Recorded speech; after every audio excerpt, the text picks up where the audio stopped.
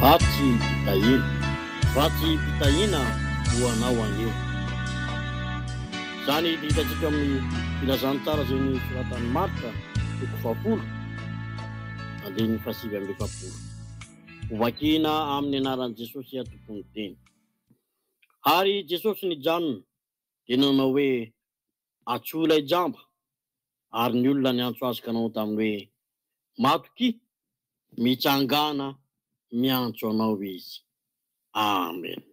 Ivavaka isika. Zandry Andriamanitra ray, dia ny mamy teny fitiavana izay menao anay indray amin'izao tombonandro vaovao izao. Misaotra anao izay satria betsaka ny jamba maizina eo amin'ny fiainanay, ary izany indrindra nisoranay anao satria ny alehibe ny fitiavana sy ny nindrafonao dia ianao mijanona ty tombolohany fiainanay. Da io izay Jesosy amin'izao tontolo andro izao, arovindray ninninona tao, ninninona le, asalamile jamba zay Jesosy ankehitriny.